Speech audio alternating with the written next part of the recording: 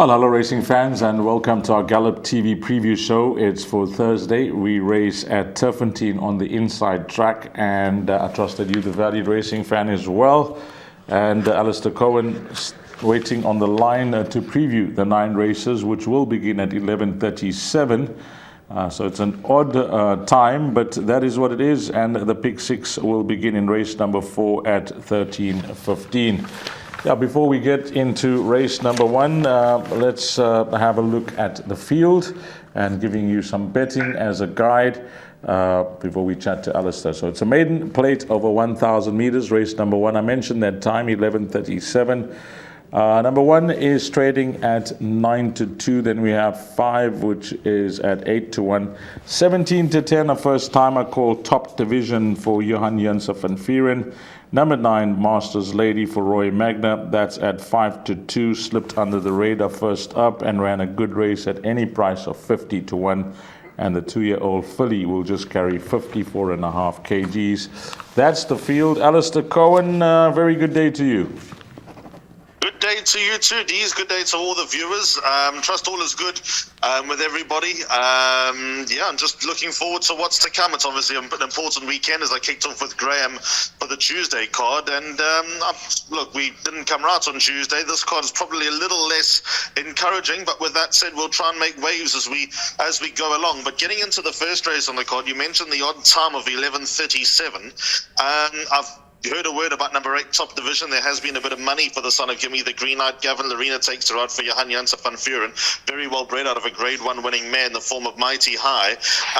This doesn't look like a race that's going to take much winning, to be fair, Dees. And the fact that the word is out and he's genetically appealing, I think that there's a lot of confidence and a lot of arrows pointing in the direction of number 8 Top Division.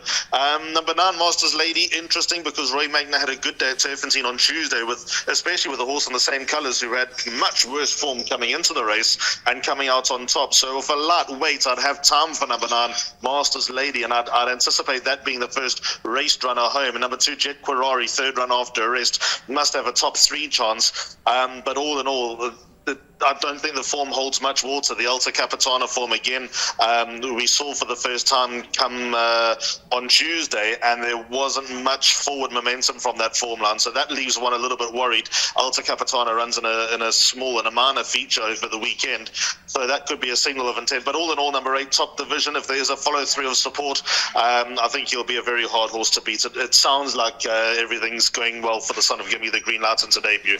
Okay, number 8 Top Division, the first time up top of the boards, and we'll just wait race time for some comments to come through from the course. But no doubt number 9 Masters Lady, as Alistair mentioned, Roy Magna in good form and maybe at the right time, considering that he's got Olivia's Way going into the weekend in the Jubilee. Have a look at that race card as well after the Hollywoodbets Gold Challenge on Saturday. It is another great meeting on Sunday at the Big T. Race number 2, 12:07 over 1,000 meters, a maiden plate for fillies and mares. A small field, but we'll have a look at the way they're priced up here. Number 1, Summer Winter, is at 3-1. Then we got number 4, Bilingual, at 7-1. Number 6, Far Beyond, at 8-1. And Hawksdale for Candace Dawson. What a debut. I remember chatting to Alistair, if I'm not mistaken, that whatever happens that day, the horse will come on. Now 12-10. Personally, I think this 2-year-old could be very nicely placed by Candace here in the first leg of the bipod, Hawksdale. Yeah, we think so, Dees. Candace got 3 runners on the card, and they're all alive. We'll talk about them a little bit more as the meeting goes on. The third horse, Wings of Ice, trained by Paul Matchett, has come out and franked the form. So that obviously stacks up very nicely. She was green on debut, was Hawksdale. She stuck around to finish less than 2 lengths behind Versace on the track, who obviously had the run under the belt, and it was a good run under the belt. Her work at home has improved. She's, in fact, might sound a little bit ridiculous, but Candice was thinking of nominating her against winners in a minor feature, but I think sanity's prevailed. Let's not put the carts in front of the horse. Candice is always quite light, number 7 Hawksdale, and will be disappointed if she didn't win. The bar pot is my suggested bet, so she is a banker in the bar pot. I think a valid danger is number 1 Summer Winter. Her last 2 starts have yielded some improvement against 2-year-olds as well, who have had her number in the form of Captain Salvi and Sunset Warrior. I don't think either of those juveniles are too bad. The penultimate form line has also worked out nicely with Captain Salvi franking his own form. So there's got to be a reason to believe that number 1 Summer Winter is a danger. But other than that, there are a couple of well-exposed maidens. Hurricane Power can step up, but out of a work rider's maiden, a little bit worried about that. Be disappointed if Hawksdale didn't run into the top 2 for bar pot purposes, and she's got a good winning chance. Just at a matter of interest, you should know this because I see Suven Govender. Is that the same Suven that won the Group 1 over the weekend? No. That is Seven Ramsamy who won the Grade 1 over the weekend. Then he obviously came back and we had 2 winners over the weekend, had another good result on Sunday at Hollywoodbets Kenilworth. No, this is the famous Seven Govender, or infamous Seven Govender, whichever way you read him. Yeah. He'll be watching the show, so good day to Seven. Yeah, and that is, I think, I owned a lot of horses with Duncan House. I think that is the guy that, yep, that's it. Okay, number 7, Hawksdale to win race number 2. Then the third race, again, an odd time, 12:37, 1,450 meters. Number 1 is trading at a 7-1. We got a 5-2 shot here, and that's number 3, Mistakes with Governor Arena for Tyrone Zaki. Then we go all the way to the 2-year-old called Waiting on Charlie for Candice, and she will carry 53.5 kgs on her back and trading at 15-10. I see that's the price here. I just want to double check that and see if that is correct here in race number 3, which does kick off the place accumulator. And in the place accumulator, well, I don't know what's the choice of bet for Alistair Cohen for this race meeting, but he will definitely let us know. But in this race, Alistair, race number 3, place accumulator, how many horses would you suggest? I'd suggest 2 horses. The bar pot is my suggested bet, and we opened up with a banker in the form of number 7 Hawksdale. In this race, I've gone with 2 horses, D's. Let's start the numerical order of horses with a chance. Number 3, Mistakes. A son of the United States. From that draw and out of that form line, I'm going to pass him by.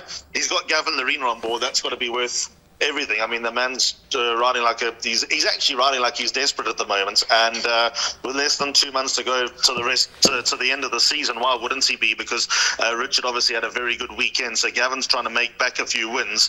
So that's got to count for something. I wouldn't completely write off number 3 Mistakes, but from that draw, it's not going to be too straightforward, and the Molotov cocktail form line doesn't fill me with too much hope. Number 6, Sasha Lee, is in my play. Tony Peter trains, Calvin Abib takes a ride. Also not an ideal draw, but comes in fit, ran a week ago behind the stable companion Desire. There's some form lines that I think make appeal with number 6, Sasha Lee, and I reckon going this trip for the first time might set her up for a nice run. She could represent some value. I'm surprised that she's at double figures. But number 10, Waiting on Charlie, D's, were horribly disappointed with her last run. She didn't have to win, but she didn't really make much of an impression over the closing stages. James de Harbour now takes her out for Candice Dawson. Her work is a lot better than what her overall form suggests. She would have needed her penultimate start back from a 6-month break, and it wasn't a bad effort behind Bright and Brazen. There were nice horses in and around her, the likes of Matcha Mint and another one trained by Paul Matcha that's come out and won. But the last start was a little bit underwhelming. This race was always a bit of a plan, get a rating for number 10, Waiting on Charlie. So now she's in here with 53.5. The calendar did suit her quite nicely. So she's been prepped with this race in mind, but I'd hesitate having a bet on number 10, Waiting on Charlie, just because she under-delivered last time. So she's in the bar pot. She has a narrow top choice, but I got number 6, Sasha Lee, in as backup. Okay, Sasha Lee as a backup, and I like his thought process there because that's a 10-1 shot at the time of recording, and there's no follow-through. I just wanted to see with number 10, Waiting for Charlie, priced up at 15-10. So Alistair just erring on the side of caution there with the top one in race number 3. The big one, the pick 6, begins in the 4th, 13-15. It's over 2,600 meters. and it's a merit-rated 82 handicap. So we're talking about stamina here, guys. Number 1, To the Rescue, is at 28 to 10. 2, Douglas Dragon, is at 28 to 10. Joint favorites. Then we got number 4, Arlington Action, at 5 to 1. Number 6, Moment, for Brett Weber, is at 5 to 1. And that's the betting prior to the scratchings of 7, 8, and 9 that are all out. And we had 8 and 9 that were trading at around 6 and 7 to 1. So there will be adjustments to the betting that I just read out. Yeah, it's a very small field now of just 6 runners, Alistair, with 2,600 meters. I'm just trying to work things out when it comes to pace and how the race could work out when it's number 1, To the Rescue, who can race forward. So can number 6, Moment. There are horses in the race that will enjoy a hot pace and maybe, let the stamina kicking over the final 400 meters. In the pick 6, I look at the race and it's very difficult to narrow things down unless you really like something in the 6-horse field over 2,600. Maybe I'm reading too much into it, Dees, but Mark Kahn scratching 2 horses and leaving number 2, Douglas Dragon, in leads me to believe that he was desperate for this race to stand up. Jared Penny and Mark have combined with great success over the last few months. 3rd run after a break, stays all day. He's won over 1.5 miles before. I think there's a little bit more to come from number 2, Douglas Dragon, sort of being a low mileage 4-year-old. When I say low mileage, these long distance horses can go forever. If you have a look at some of the rivals on this race, Romeo's Magic, a 7-year-old, Arlington Action, a 6-year-old, etc., etc., that he might still have a little bit more to come, the son of Lancaster Bomber. And I think that he is probably the horse that they all need to beat. He's definitely the horse that they all need to beat. But you mentioned the pace, and that's going to be key here. I hope they don't get into a tussle up front, To the Rescue and Moment. But if Moment's allowed a soft lead, he could get away from them. He's done it before on the inside track. Fine, that was at MR72 level. He's now at MR82 level, so he's got more to do, more to beat. But the way that he won on that occasion, played them on the break, never saw another rival. There was a lot to like about that. His task from the draws made it a little bit easier. 6 out of 6 is no train smash, and we know exactly where the son of Royal Mo is going. He's going to push forward. If To the Rescue allows him, then number 6, Moment, could be a difficult horse to beat, or difficult horse to catch, rather, because he can play them on the break, get away at the top of the straight while all the other horses are warming up, and he's already stretched his legs and he's going. So they're the 2 horses that I've got in the bar pot, 2 Douglas Dragon and 6 Moment. If I had to push the envelope for one other, it would be Gavin Lorena's ride, number 4, Arlington Action, because he is an accomplished stayer. He's a proven stayer, and his ratings come down. It's come down gradually, but it's gone from an 84 to a 75 and in time. And with Gavin on board and Gavin reaching up for the ride, he's 1 from 1 on the horse. He would be my alternative. But 2 and 6, I'm definitely happy with those 2 in the bar pot on the PA. If you had to pick one horse from the Vesuvio form line last time out, I know there's weight turnarounds, etc. Just the way you saw that race pan out, with To the Rescue finishing 2nd best. If you had to pick one horse out of that form line for your PA, which horse would it be? It would still be Douglas Dragon. He ran the fastest 400, 24.7, came from a long way back, made a lot of ground, looked dangerous going through the last 200 meters, had too much to do. I would still default to number 2, Douglas Dragon. Purely on collateral form, he even has To the Rescue held. He comes in here with a half a kilo advantage of the weights, or call it a quarter of a length. My answer is still number 2, Douglas Dragon. Okay, that's it. That's going to be the banker then in the place accumulator in the small field of 6 runners for race number 4. Just need the 1 runner. Come on, number 2, Douglas Dragon.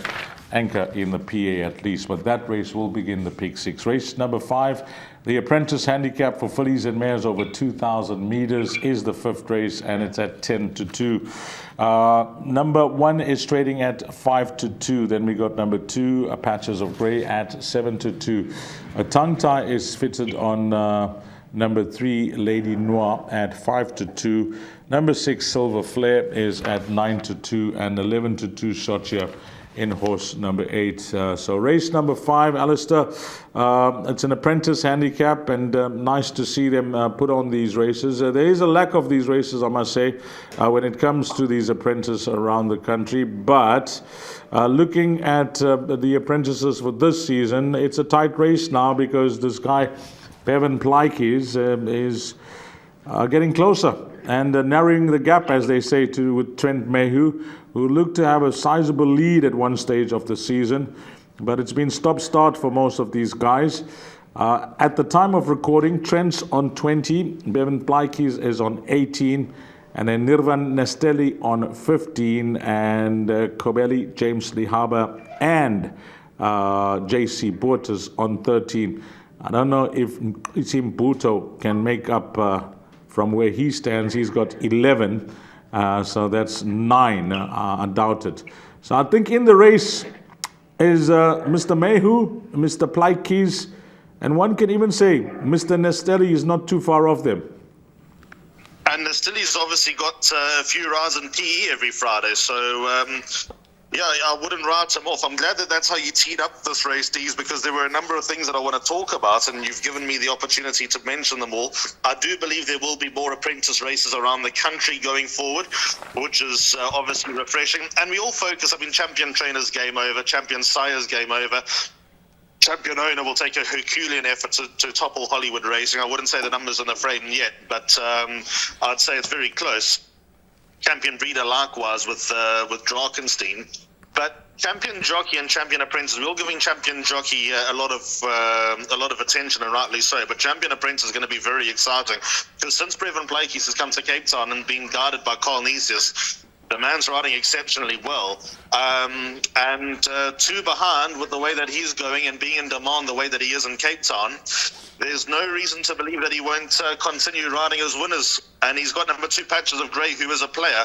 And then we got Nestelli on number 6, Silver Flare. I'm with Silver Flare again here, Dees. I've been with her in her last 2 starts. She's let me down. There was good money for her last time out when running 3 lengths behind Nuclear Force. Didn't have the best of passages, was trapped out a little bit deep at the penultimate start as well. But I'm willing to give her another chance, especially off a £2 relief from the handicapper and getting the 2.5 kilo claim. Nestelli rides well for Tyrone Zaki.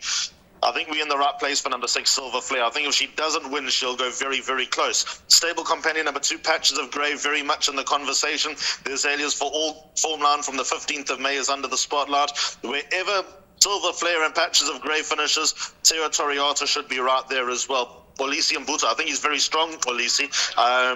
He'll come into his own as time goes on as well. He's certainly not the finished article yet. But also first time on the Turffontein inside track, I think for Shia Mbuta, it won't be all that easy, but I've been impressed with him, even in defeat, getting beaten on Q-Wing. I thought he rode a very nice race at Hollywoodbets Greyville just under 2 weeks earlier. So those are the 3 horses that I'm revolving around.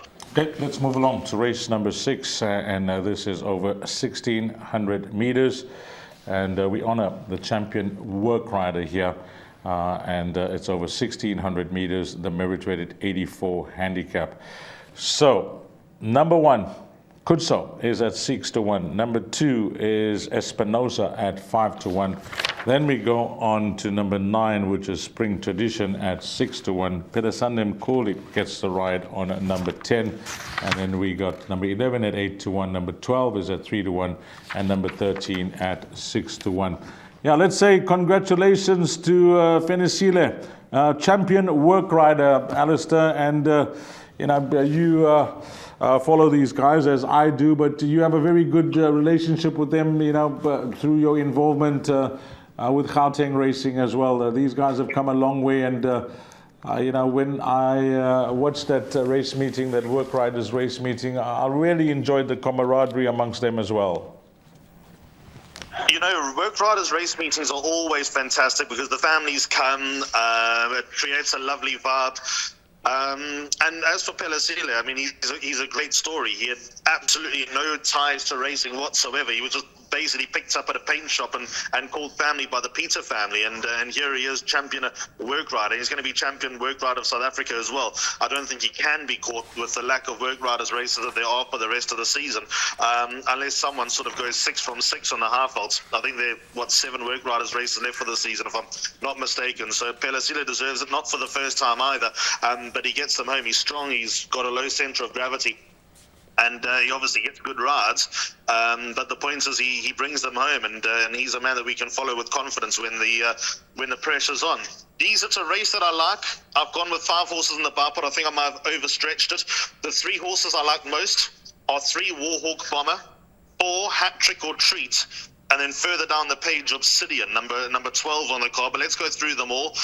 Number 3, Warhawk Bomber, on the back of a rating drop. He's run with much stronger, and he's held his own with much stronger. I think he would have just needed his runs a little bit. He hasn't had luck with draws of late. He still hasn't got a perfect draw. Raymond Danielson rides the son of Lancaster Bomber best. I really like number 3, Warhawk Bomber, to run a huge race, Dees. I think he represents value. I'm surprised at the price he is. Then there's number 4, Hat Trick or Treat. I mean, here's a horse that should never be the price that he is. Muzi Yenny takes her out for Flippy Labuskakni. I'm convinced they don't even know each other. Ran to Musical Score last time. Musical Score's running in a group race over the weekend. The second horse is a top horse. The third horse is Truth, who placed at a grade 2 over the weekend. And behind him was Legend of Arthur, who I know was having a prep run. But he's, 4th favourite on the Hollywoodbets Durbanville. Hat Trick or Treat's a complete wrong price. I'm excited about his chances. And then number 12, Obsidian, ran into trouble last time up towards the inside, followed the wrong horse who fell back onto him. It doesn't say that, but go have a look at the race again. Tries an extra 200 metres, which should pose no problems. And number 12, Obsidian, very much in my play. The other 2 horses that I've got in the bar pot, like I said, I think I've stretched this more than I needed to. Number 9, Spring Tradition, with Gavin Lorena on board. I've put him in mainly because Gavin takes a ride for Waishong. Waishong, I think, he's got a strong hand. And number 11, Pocket Watch, the second horse from the Pumpkin Power form line, came out and won. Aladdin's Lamp won well a week earlier. I think he's also needed his runs. Number 11, Pocket Watch, so I'd throw him into the pick 6 as well. But all in all, it's a race that excites me. I think we're going to make money, and the value definitely lies between numbers 3 and 4, especially number 4, Hat Trick or Treat. He's definitely your quartet play, and he can make bets pay. Okay, I'm just summarizing Alistair's numbers there. I think it's 3, 4, 9, 11 and 12 are the horses that he's given, but he's given 2 big outsiders there in double figures in numbers 3 and 4 for trifectas and quartets. If they have to arrive in the top 4, it's pay batal. Race number 7, 1600 meters, another apprentice handicap. We got 2 of them on the day. Number 1 is Lady Sabrina at 7-2. Then we go to number 4, Unsolved Riddle at 22-10. 6, Flag Bearer is a 7-1 shot. 7, Labiccio at 11-2. And 8, Canelo is at 8-1. Yeah, another race, Alistair, where, if I had to try and narrow things down, maybe it's Nestelli versus Mayhew. The way I see it, Labiccio going to be my marginal top choice at 11-2 ahead of number 4. How do you see this race? Exactly the same way, Dees, but I'm just the other way around. 4 from 7 for me. Unsolved Riddle, I think, has got so much more to come. He may have had to work hard when beating Viva de Janeiro last time out, but that was his second run after a break. Up from Cape Town with good, consistent form in Cape Town. We know how that generally translates. The blinkers went off last time, worked to charm. I think he's going to be a hard horse to beat. I think he's very similar to the other horse that Grant Maroon inherited from Cape Town, in the form of Just VAR, that this horse could step up and win a few races, especially off his rating in the 70s. I think he's got more to come, and I reckon that he's going to be a hard horse to beat. The only reason why I've backed him up with number 7, Labiccio, the last run, he was making good late gains from a deep draw, got a good draw this time up. I think Tyrone Zaki come with a strong hand to the meeting, and I think when the pieces of the puzzle all fall into place, then it's difficult to write off the chances of a yard who looks set for a big day. The only 2 horses I want to know about, pick 6, I'm in exactly the same camp. 2 horses for me, 4 from 7, Unsolved Riddle, Labiccio. They're just disclaimers with all the others. I think it's the wrong course for Flag Bearer. I think he likes a more galloping course. Carnello, even though he's won over the strip, I think he's always stretched over a mile, especially from that draw under Ianish Tucker. And then there are just other horses who have lost their way. I mean, Lady Sabrina has got to come into some sort of conversation, but it won't be easy for her, being a filly, 3-year-old filly, because she's rising 4, but giving a lot of weight away. She doesn't get the help of the apprentice allowances that the others do. So she's got a very, very hard ask for me. Race number 8, as we close off Jackpot 1, 1600 meters, fillies and mares, 80 handicap. Bring up the field. Number 1, Glamorous Lady, is at 7-1. Just I want your thoughts here as I read out the betting on the rating of number 2, Gregarious, after winning last time out. I know she seemed to be in a race of her own, so I'm actually not going to read much into the horses that finished behind her and how they've done to date with the manner that she won. She's now at 85, Alistair. She's trading at 18-10.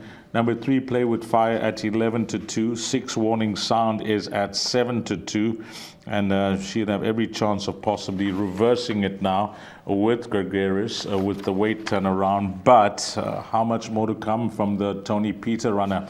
Then we go on to, yep, that is it. Those are the horses in single figures, Alistair. Yeah, I think that will be the obvious talking point on your assessment and your opinion. And, you know, whether you agree with the handicap or not, we always have this debate. 77 to an 85, more to come. Is she under the radar with that rating of 85, or is she, you know, capped now at that figure? And a horse like, you know, Sean Terry's runner would have every chance of reversing it this time round. Warning Sound. Never mind Sean Terry's runner. Alec Led's horse, number 11, Quantum's got it absolutely stone cold at the weights. Okay. For that last one. Absolutely stone cold. I mean, she comes in here, 7 kilos better off for 5 lengths? But then you can have the argument, how badly did Gregarious need that last one? How much more she got to come? 8 pounds is a lot. 8 pounds is the equivalent of 2 wins. She's got 2 for the price of 1. So it will be a big test for number 2, Gregarious. There's no way I'm going to write her off. Because she could either go back to back, because she could be improving enough. She's low mileage. She's obviously got a lot more to come. She's probably overall better than an 85, or according to the weight for age scale, a net 82, or 80 in this case. But she's going to be challenged this time around. She's going to have to show even more improvement. And number 11, Quantum, has got it beaten. Warning Sound, interesting, because Warning Sound hasn't got the measure at the weights. She's still got, 4 1/4 lengths to turn around, and I think there's only 2.5 kilos. So that's probably not enough. And I think overall, Warning Sound's been a little bit disappointing. But I'm willing to hold this race again to 2 in the Peg 6, maybe 3 with number 1, Glamorous Lady, because she's run with a little bit stronger than any of the others in the opposition. But it won't be easy from that draw and giving weight away. But I've been for number 11, Quantum, quite a lot in the past. She's still on my radar. I'm not losing faith in her, and I'm going to tip her on top. There's no doubt that the value lies with number 11, Quantum, but number 2, Gregarious, has to be a runner because she looks like she's coming along. Yeah, I'm very interested to see how she goes on the day in race number 8, number 2, Gregarious, because, you know, if you watched that race last time out, you would have been super impressed. And, of course, Gavin Arena hoping to remain unbeaten on the filly. He won the maiden. He missed out at the penultimate start, but when he was back on last time out, what a super confident ride. And as the computer phone said, winner, full of running. Okay, we close things off in race number 9, and this is 1,000 meters, a merit-rated 72 handicap. And this is how it looks. Number 2 in Kandla Gold is at 9-2. Then we got number 3, Phantom Express at 33-10-7. Lonely as a Cloud is at 11-2. Number 7, In a Fix at 7-1. And could it be the Tony Peter double races 8 and 9 with Captain Salvi, the 2-year-old filly, who put in a very good post-maiden run at 15-10, and it's double figures the balance. Well, you know, if you like the horse in the 8th race, who is Gregarious, you'll be hoping that you could possibly close off with a Tony Peter Gavin Arena double here. I'm sure that will be a very popular bet amongst racing fans to possibly close off the meeting, and especially if you're a Hollywoodbets Punters Challenge player. I think those horses in the races 8 and 9 from the Tony Peter stable will be very popular.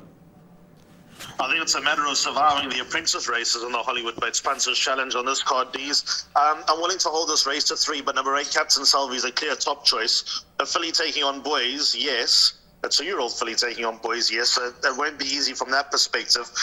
But I'll look at number 7, In a Fix, and I'll look at number 5, Lonely as a Cloud. They're the other 2 horses that feature in my reckoning here. And I reckon that Captain Salvi is better than Sylvan Warrior. And Sylvan Warrior finished in front of In a Fix and Lonely as a Cloud. So if I'm of that belief, then number 8, Captain Salvi, probably well set up here, well placed by Tony Peter. With Gavin on board, there's obviously going to be every opportunity. Beat 8 Hats at the penultimate start. 8 Hats exited the maidens. It was an excellent ride to get mile 1 and only ahead of Captain Salvi last time out. She's got good cheap speed. She's running on her home course on the inside track. She's definitely got the game for the inside track, I'd reckon, with the pace that she's got.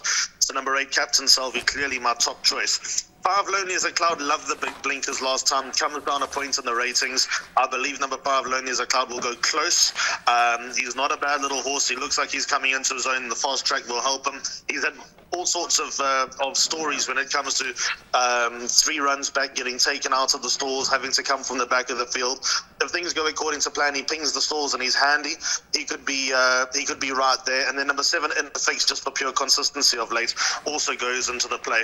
I'm looking around for others here, D's. Maybe number 3, Phantom. Well, actually, number 2 in Cunliffe Gold should finish in front of number 3, Phantom Express. So I think that settles that debate. He would be the other alternative with 58 kilos on the back, and he's gone close at his last 2 starts. But the 2-year-old will be hard to topple.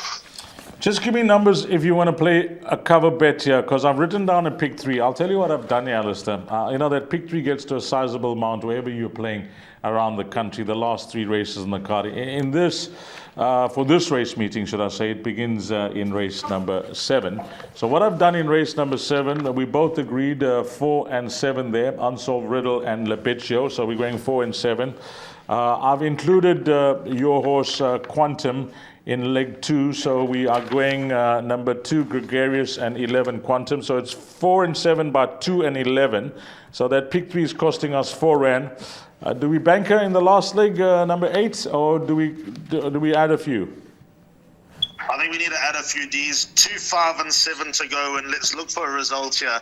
Just because that's a bad argument, but just because she's a 2-year-old. Okay, play 1 with a banker 8, it'll cost you 4 rand, and play the cover 2, 5, 7, and 8, that will cost you 16 rand. So 4 by 7 by 2 and 11 by banker 8, or the alternative 2, 5, 7, and 8. I like that last pick 3 whenever we play locally. Okay, over to you. You mentioned you're going for the bipod. Yeah, which starts at 7 minutes past 12. So it's Banker 7 Hawksdale in the first leg by 6 and 10, which are Sasha Lee and Waiting on Charlie.